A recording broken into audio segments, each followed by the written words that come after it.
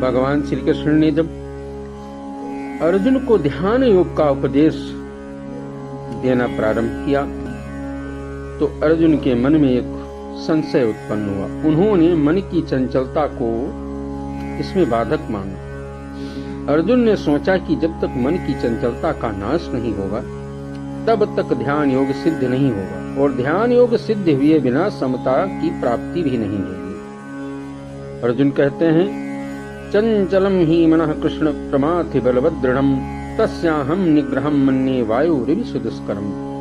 अर्जुन कहते हैं, हे कृष्ण, मन बड़ा ही चंचल प्रमथनशील है, दृढ़, जिद्दी और बलवान है। उसको रोकना मैं आकाश में स्थित वायु की तरह अत्यंत कठिन मानता हूँ।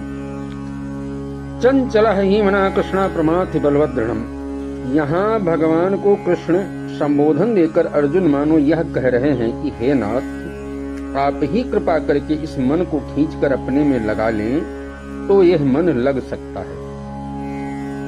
मेरे से तो इसको वश में करना बहुत ही कठिन है, क्योंकि यह मन बड़ा चंचल है। चंचलता के साथ साथ यह प्रमाथ भी है, अर्थात यह साधक को अपनी स्थिति से विचलित कर देता है। यह बड़ा जिद्दी और बलवान भी है। भगवान ने काम अर्थात कामना के रहने के 5 स्थान बताए हैं: इंद्रियां, मन, बुद्धि, विषय और स्वयं। वास्तव में काम स्वयं में अर्थात चिच्चिड़ ग्रंथ में रहता है और इंद्रियां, मन, बुद्धि तथा विषयों में इसकी प्रतीति होती है। काम जब तक स्वयं से निवृत्त नहीं होता तब तक यह काम समय समय पर इंद्रियों आदि में प्रतीत होता रहता है, पर जब यह स्वयं से निवृत्त हो जाता है तब इंद्रियों आदि में भी यह नहीं रहता। इससे यह सिद्ध होता है कि जब तक स्वयं में काम रहता है तब तक मन साधक को व्यथित करता रहता है।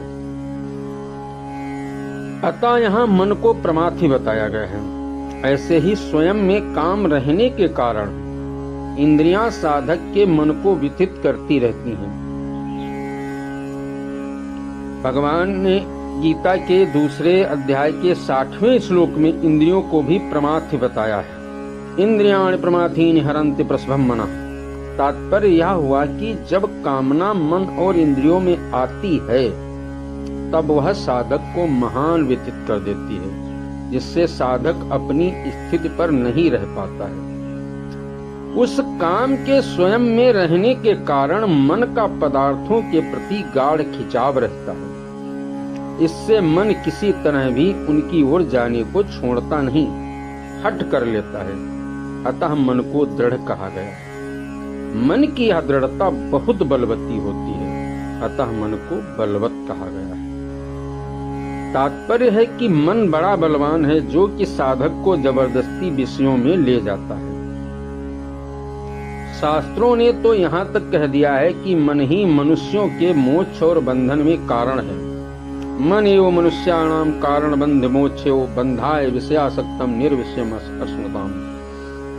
परंतु मन में यह प्रमथनशीलता, दृढ़ता और बलवत्ता तभी तक रहती है जब साधक अपने से काम को सर्वथा निकाल नहीं देता है। जब साधक स्वयं काम रहित हो जाता है तब पदार्थों का, विषयों का कितना ही संसर्ग होने पर भी साधक पर उनका कुछ भी असर नहीं पड़ता।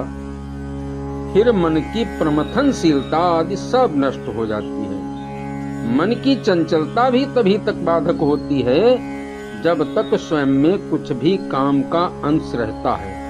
काम का अंश सर्वथा निवृत्त होने पर मन की चंचलता किंचित मात्र भी बाधक नहीं होती है।